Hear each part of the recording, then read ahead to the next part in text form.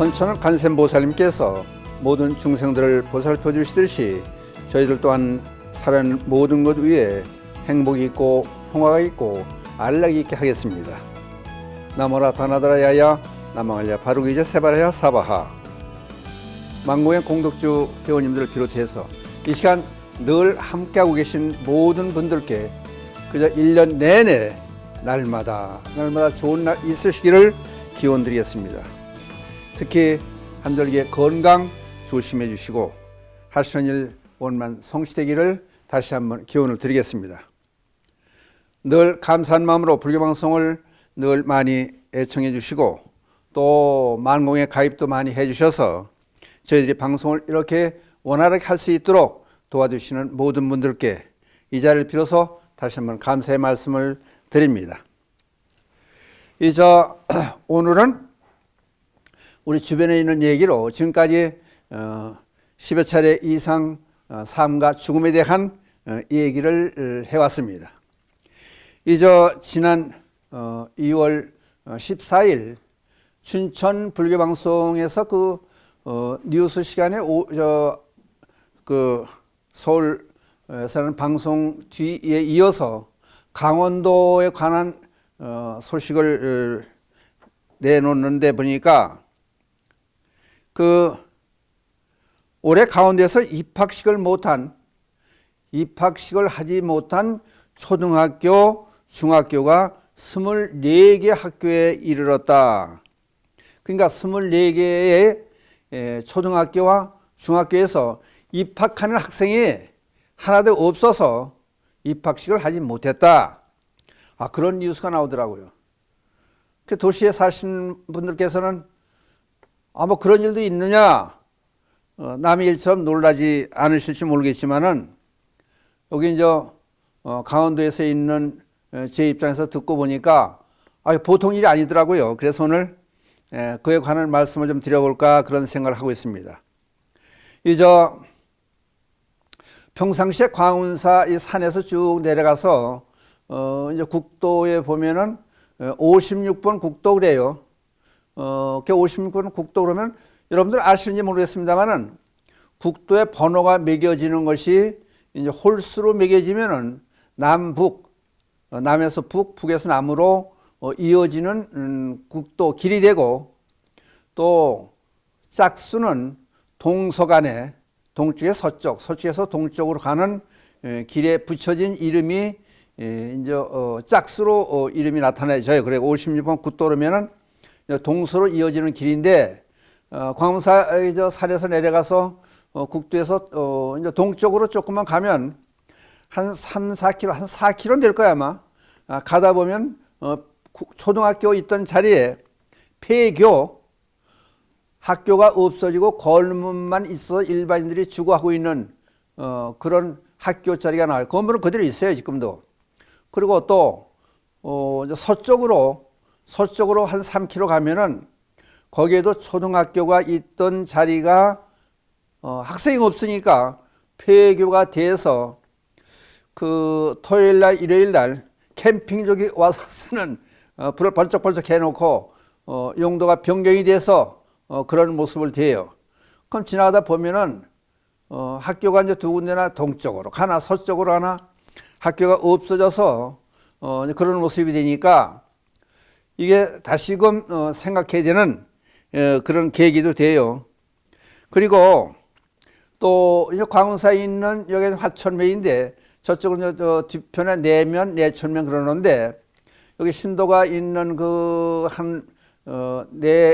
내천면이라고 하는 면은 신도 아들이 초등학교 다니는데 전교생이 9명이라고 그래요. 그러니까 이거 심각한 얘기예요, 말하자면은. 그러니까 이 시간에 한 번쯤 생각해 보고, 우리가 모두, 대한민국 국민 모두가 한번 생각을 해보고, 방향을 참 찾아봐야 되지 않겠나. 그런 생각을 해서, 이런 말씀을 자연스럽게 한번 드려볼까 그런, 예정으로 지금 얘기를 꺼내냈습니다. 도시에 사시는 분들은 이런 게 믿겨지지 않겠죠. 근데 왜 그러냐면 2024년 올해 기준으로 올해 2월에 발표된 서울교육청에서 발표한 내용을 보면은 서울의 초등학교 학교당 평균 학생 수가 608명인데 600명이 넘죠. 608명인데 아마 2028년에는 496명으로 줄으니까 이제 500명이 조금 못 미치네요. 학생 수가 줄어드니까 아마 걱정을 하고 있는 것 같아요. 근데 그거는 이쪽에서 보면은 시골 산골에서 강원도 산골에서 보면은 행복한 고민이 되는 걸로 보는 거예요. 왜냐하면은 학교가 학생 수가 없으니까 폐교가 되고 문을 닫고 또 한 학교에 뭐 어쩔 수 없으니까 이제 분교 형태로 해서 9명인 학교도 있다. 그런 말씀을 드리다 보니까 이게 보통 문제가 아닌 거예요. 우리 한번 좀 생각해 보자. 어떻게 하다 보니까 이렇게 됐느냐. 그 내용을 한번 찾아보고 우리 대한민국 국민 모두의 이 걱정거리가 되고 앞으로 생각해 볼 문제가 되니까 이런 문제를 끄집어냈습니다. 근데 언젠가 제가 이제 들어본 뉴스 시간에 나오는 얘기를 들어보니까 영국의 한 조사기관에서 무슨 얘기를 해놨느냐 하면요. 인구가 감소돼서 세계에서 없어지는 나라가 있다 그러면은 그 최초의 나라는 아마도 대한민국이 될 것이다. 이거 영광스럽지 못한 얘기예요. 그러니까 인구가 감소돼서 없어지는 첫 번째 나라는 대한민국이 될 수도 있다. 그런 얘기를 해놓은 거예요. 이 근거가 뭐냐? 그럼 올해 이제 재작년이네 22년 우리나라 출산율이 0.78명이에요.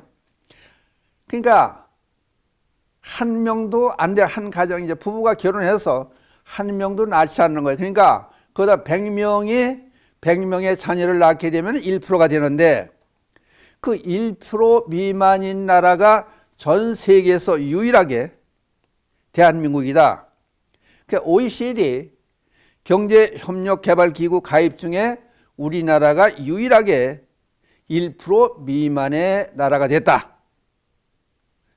그러니까 이것도 고민되는 얘기예요. 그러니까 이런 경우가 어떻게 해서부터 시작이 됐느냐. 이제 여러 가지 경우가 있겠지만은 이런 것도 한번 생각을 해봐요. 여러분들 이것도 한번 생각해 볼 문제예요. 전에 50년대, 60년대, 70년대 먹을 게 없었잖아요. 식량난. 먹을 게 없으니까 식량난을 해결하기 위해서 정부에서 내놓은 정책이 애 낳지 말아라 산하 제한이에요. 나이 드신 분들은 저도 그 옛날에 기억해요. 나이 드신 분들은 아마 기억할 거예요. 식량난이 하도 많으니까 매주 수요일 날 월화수 수요일 날은 분식의 날. 분식의 날을 지어서 점심에 밥을 못해 식당에서 밥을 못해 분식을 먹으라고 그런 해도 있었어요. 그러다 보니까 어떻게 되느냐면요. 1960년대부터 산하 제한 정책을 썼어요. 애 낳지 말아라. 국가 정책으로. 1970년대 와서 어떤 얘기가 있었냐면은 아들, 딸 구별 말고 둘만 낳아 잘 기르자. 아마 귀에 익었을 거예요. 나이 드신 분들은. 둘만 낳아서 잘 기르라. 그 대신 둘 낳는 집안에게는 가정에게는 혜택을 주겠다. 하다못해 예비군 훈련 가면은 정관 수술하면은 뭐 혜택을 준다든지 별별 그 해결책을 내놓고 그래서 먹고 살기가 힘드니까 잘못하면 굶어 죽게 생겼다. 그러니까 이제 뭐 부랴부랴 이런 정책을 썼던 거예요. 그러다가 1980년대 가서 어떻게 했는지 아세요? 하나씩 낳아 잘 기르자. 그래서 농담 삼아서 사람들이 그런 얘기까지 했어요. 한 집꿀로 한 집 건너서 하나씩 낳자. 그러니까 애 낳는 것은 무슨 죄 짓는 것처럼 그렇게 이상한 풍토가 이어졌던 그런 시절이 있었어요. 그러다 보니까 이제 이거를 이제 100년 대개 뭐 200년 앞을 보고 100년 앞을 보고 정부에서 정책을 수립해 나가야 되는데 당장 먹고 살 걸 해결을 할 생각은 안 하고 이제 사람 숫자를 억지로 인위적으로 줄이려고 정책을 썼던 거예요. 그러다 그렇게 오다가 1996년에 가서 이제 안 됐다 싶으니까 야, 큰일 나겠다 이러다 산하 제한 정책을 폐기시키는 거예요. 뒤늦게 1996년에 가서 그러고 이제 예상을 하기를 그 2100년에 가서는 지금 2024년인데 그러면 76년 후인가요? 2100년에 가서는 한국 인구가 2400만 명으로 줄어들 것이다. 그럼 현재 인구가 얼마냐? 우리나라 인구가 5167만 명인데 2400만 명으로 준다. 반 이하로 뚝 떨어질 것이다. 에? 그러면 이제 그거 비슷한 세월이 언제였었냐? 1955년에 우리나라 인구가 2100만 명이었었어요. 근데 2100년에 가면은 인구가 2400만 명 떨어지고 그 일 자꾸 감소해 갈 것이다. 이제 그런 얘기가 나오는 거예요. 그러니까 인구를 억제하는 정책이 나오다 보니까, 예?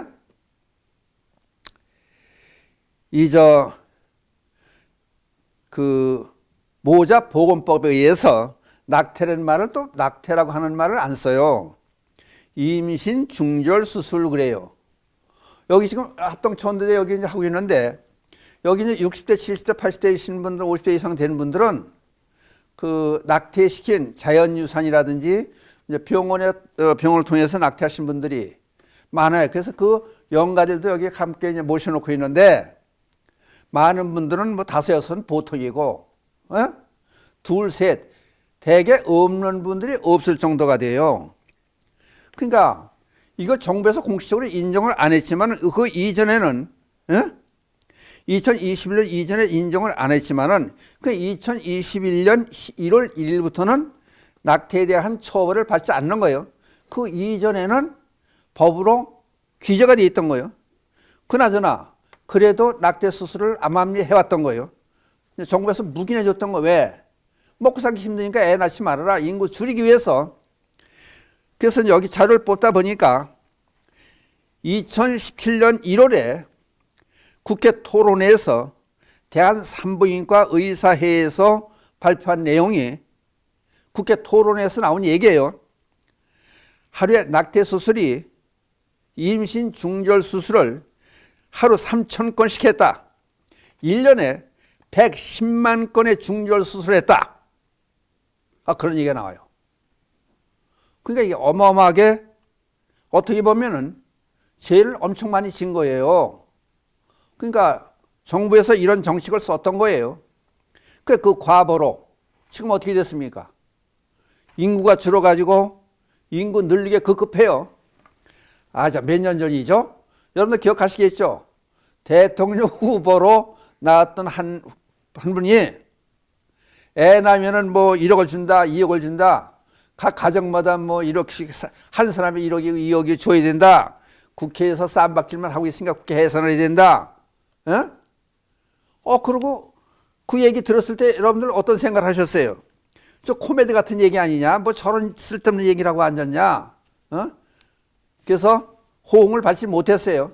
근데 요즘에 어때요? 지금 각 당에서, 야당이 여당에서 애 낳으면 뭐 1억을 주겠다.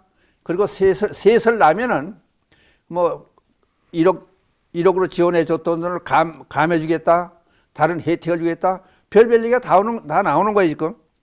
그러니까 뒤늦게 장구치고 북치고 때가 늦은 거죠, 사람은. 이게 보면은 때가 늦은 그런 이상한 일들을 지금 정부에서 그렇고 여당, 야당에서 그렇고 이런 얘기를 하고 있는 거예요. 그러니까 그러면은 그 원인이 어디 있느냐? 뭐 살기가 힘들고 경제적인 어려움도 있겠지만은 이제 결혼을 안 하니까 애를 낳을 수가 없는 거 아니에요. 그럼 결혼 관계 자료를 또 뽑아봤어요. 통계청에서 내놓은 혼인 통계 자료에 의하면은 2018년 기준으로 미혼 남성 14%와 미혼 여성 6%가 반드시 결혼을 해야 되겠다. 결혼하겠다는 남자가 100명에 14명이에요. 그럼 남자만 합니까? 미혼 여성이 같이 의견을 같이 해줘야 되지. 미혼 여성들은 아니 반드시 결혼하겠다는 100명에 6명밖에 안 돼요.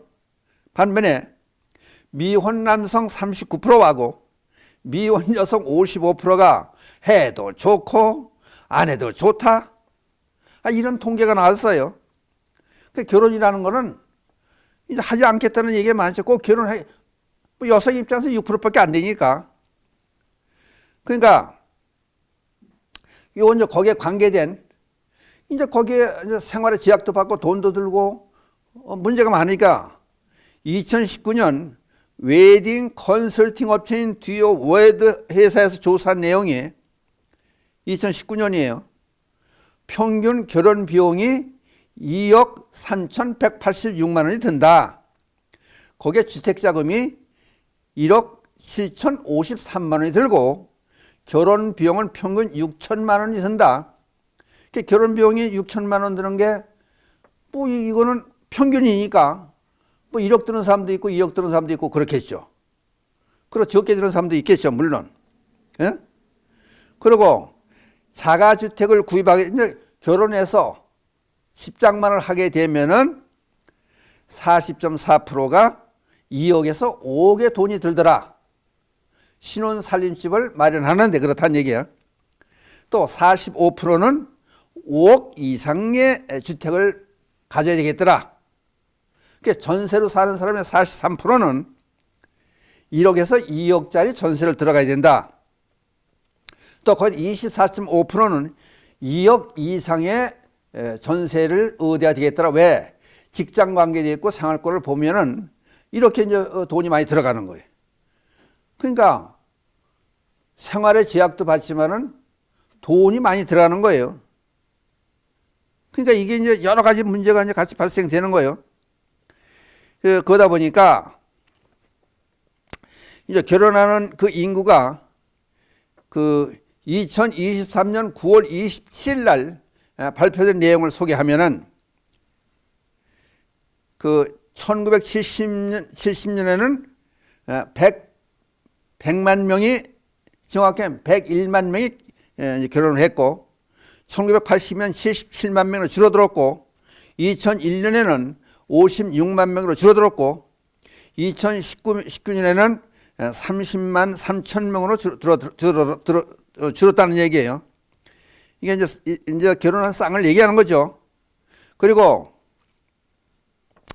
여기 아까 이제 집을 사느냐 전세를 사느냐 이제 어떤 집장만을 해야 되니까 부모와 같이 살기를 뭐 가정이 협소하고 그런 것도 있고 같이 사는 거를 좋아하지 않으니까 그런 것도 있겠고 그러다 보니까 이제 결혼해서 자기들이 모아온 돈으로 갖고 있는 돈으로 결혼 비용을 충당하고 집을 장만하고 또는 전세를 들어가는 것이 아니고 그렇게 할 수 없으니까 50%의 응답자가 은행 대출을 받아가서 산다.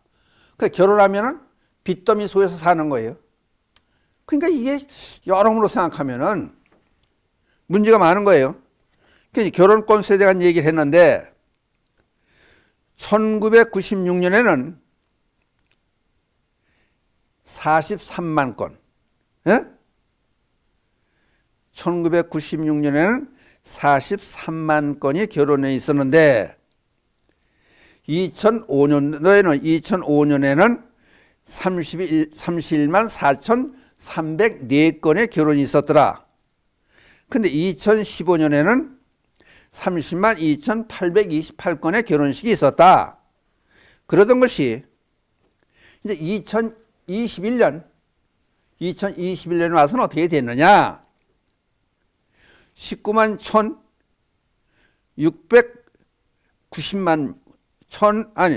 19만 1,690쌍이 결혼을 했더라. 그러니까 1990년에 43만 건의 결혼식이 있었던 것이 2021년에 와서 190만 건의 결혼이 있었으니까 24만 건이 줄었다는 얘기예요. 그러니까 예식장이 참 많았잖아요. 광운사 신도 중에서 예식장 운영하고 이쪽에 종사하는 사람들이 많이 있었는데 못하잖아요. 그러니까 이렇게 많이 줄다 보니까 그러니까 이게 이 문제를 어떻게 해결할 건가? 어떻게 보면 심각한 문제예요.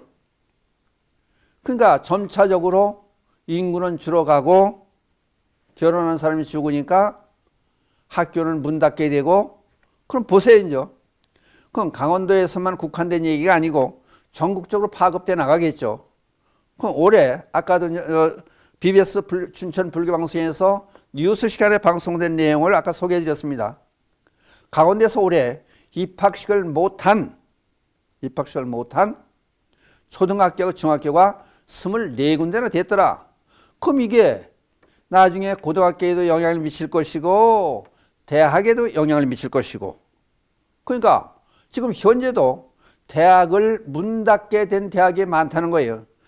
엊그제 광운사 신도에도 대학 교수님들이 여러분 계신데 그 한 분이 와서 하는 얘기가 동남아 일대를 돌아다니면서 대학에 유학을 학생들을 유치한다는 거예요. 그럼 그냥 단순히 그럼 한국의 대학으로 유학을 알아? 그냥 옵니까? 그러면 여기서 이제 공부도 시키고 이제 또 화상을 통해 영상 교육을 해서 교육도 시키고 직장도 갖게 돈벌이 해가면서 공부를 하게 하는 그런 방법을 추진하고 있는 거예요. 그걸 안 하면은 대학도 문을 닫아야 되니까 그게 어떻게 보면 참 심각한 문제예요 이게. 이게 모든 게 그럼 정부에만 책임이 있느냐? 또 그렇게 볼 수가 없는 거예요. 우리 모두에게 책임이 있다. 그러니까 여러 가지 정책적인 면에서 예를 들어서 적게 낳지 말아라. 암암리에 그 임신 중절 수술을 권장하다시피 해왔고 그러니까 어떻게 보면 죄를 엄청 많이 지어놓은 거예요. 어떤 의사분이 그런 얘기하는 걸 들었어요. 옛날에 예전이나 50년, 60년, 70년, 80년 요까지 쭉 이어오는 동안에 불법적으로 임신 중절 수술에 낙태 수술을 해줬기 때문에 많은 생명을 죽이는 거죠. 그게 죽인 거지. 그래서 지금은 산부인과 의사가 밥 먹고 살기 힘들더라. 이것이 하나의 인과응보에서 하나의 과보를 받는 게 아니냐. 그런 얘기까지 하더라고요. 그러니까 언제든지 인과응보는 존재하는 거예요. 마찬가지로 우리나라 전체 입장에서도 지금 사람이 줄어가니까 일할 사람이 없으니까 각 공장에서 자동화 시스템을 도입해서 하고 있는가 하면은 고속도로 가다 보세요. 전부 옛날에는 사람들이 다 돈 받고 표 받고 그랬는데 전부 자동화로 전부 이루어져 가잖아요. 여기 홍천 이쪽에 농토, 이쪽에 고랭지 지역에서 채소 농사를 많이 짓는데 사람이 없으니까 저 구리시 같은 데 가서 관광버스로 사람을 실어 와요. 거기는 외국인 노동자들도 있고. 그러니까 점점 어려워지는 그 구석구석이 한두 가지가 아닌 거예요. 그러니까 다시 한번 생각해 볼 문제가 이걸 어떻게 할 거냐. 전 국민이 이 사실을 알아가지고 그러니까 어떻게 해야 된다는 얘기예요. 경제 활성화도 돼야 되겠지만은 우선 대한민국 나라가 없어지면 안 될 거 아니에요. 그러니까 나라를 보존하기 위해서는 힘을 합해라. 결혼도 하자. 그 다음에 애도 낳자. 이게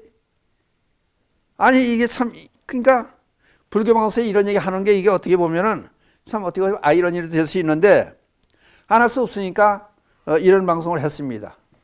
여러분들 어떻게 생각하셨는지 이게 수치로 쭉 얘기한 걸 얘기할 게 많으니까 두 번, 세 번 얘기를 못하고 했으니까 이제 제 방송을 통해서 보시든지 한번 유튜브를 통해서 보시든지 한번 보고 우리 같이 고민해보는 그런 시간이 됐으면 좋겠다 싶어서 이런 말씀을 했습니다. 왜냐하면은 지금 생과 삶과 죽음에 대한 얘기를 하니까 이거 상당히 심각한 문제가 되겠다. 그래서 이런 말씀을 드렸습니다. 이상으로 마치겠습니다. 감사합니다.